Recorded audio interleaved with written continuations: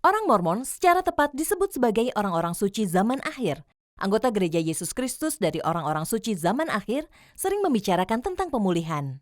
Dan sementara Anda mungkin familiar dengan reformasi sebagai periode perubahan besar dalam kekristenan. Pemulihan adalah sesuatu yang sepenuhnya berbeda. Itu merujuk pada kembalinya di zaman modern ini, Gereja Yesus Kristus zaman dahulu yang diorganisasi oleh Yesus sendiri seperti diuraikan dalam Perjanjian Baru. Organisasi yang dipulihkan ini disebut Gereja Yesus Kristus dari orang-orang suci zaman akhir. Segera setelah Dia memanggil 12 rasulnya, Yesus mengorganisasi gerejanya untuk mendatangkan keselamatan bagi semua anak Allah.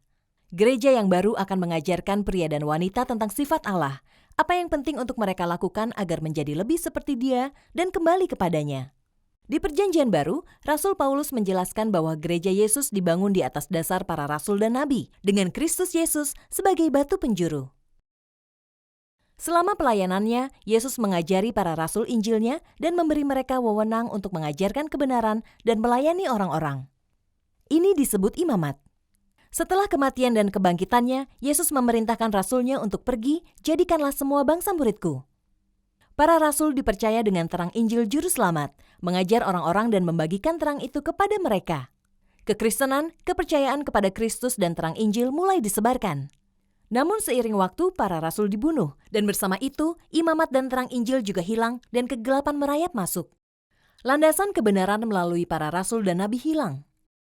Meski terang para pengikut Tuhan yang setia berlanjut, tanpa rasul dan nabi, saluran resmi Allah untuk wahyu dan wewenang melalui juru bicaranya berakhir. Ketika terang Injil meredup, hasilnya adalah kebingungan dan hilangnya banyak kebenaran yang dinubuatkan oleh Rasul Paulus. Ketika berbicara tentang kedatangan kedua Yesus Kristus, Paulus berkata, "Janganlah biarkan seorang pun menipumu melalui cara apapun, karena akan datang suatu kejatuhan lebih dahulu." Orang suci zaman akhir menyebutnya periode kemurtadan.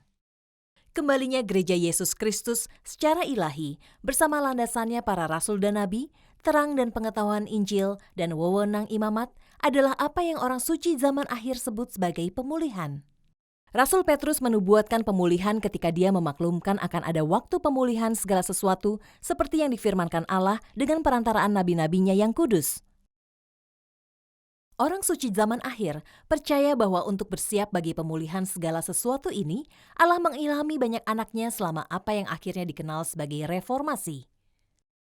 Martin Luther, John Calvin, William Tyndale, dan lainnya secara tulus berusaha kembali pada Injil dasar, sebagaimana tertulis dalam Alkitab.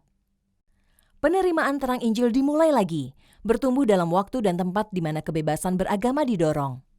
Keadaannya sudah matang untuk pemulihan yang penuh dan lengkap Gereja Kristus. Pada 1820, masa semangat beragama di negara Amerika Baru, anak lelaki petani bernama Joseph Smith berlutut. Berdoa di hutan dekat rumahnya, mencari di mana menemukan kebenaran dan terang, dan bertanya kepada Allah, gereja mana yang harus dia ikuti. Doanya dijawab dengan kunjungan surgawi dari Allah Bapa dan Putranya, Yesus Kristus, yang memberitahunya untuk tidak bergabung. Namun terang Injil dan gereja Yesus Kristus akan dipulihkan ke bumi melalui dia. Lebih dari 10 tahun kemudian, dia terus menerima terang, pengetahuan, dan wahyu. Dengan arahan dari Allah dan wewenang imamat yang dia terima, pada 6 April 1830, Joseph Smith dan 5 orang lainnya secara resmi mengorganisasi Gereja Yesus Kristus dari orang-orang suci zaman akhir, memulai penggenapan dari nubuat Petrus tentang pemulihan segala sesuatu. Jadi apa yang dipulihkan? Segala sesuatu yang ditemukan dalam gereja asli Kristus, kebenaran, wahyu, dan ajaran murni Kristus. Tata cara dipulihkan seperti pembaptisan dengan pencelupan dan penganugerahan karunia Roh Kudus dan wewenang imamat dari Allah.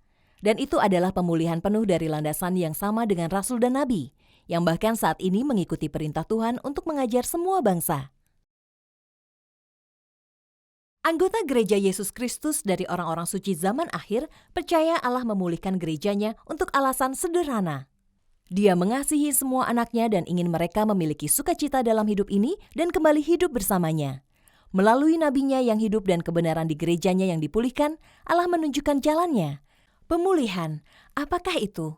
Mengapa itu diperlukan? Dan bagaimana itu dicapai? Sekarang Anda tahu.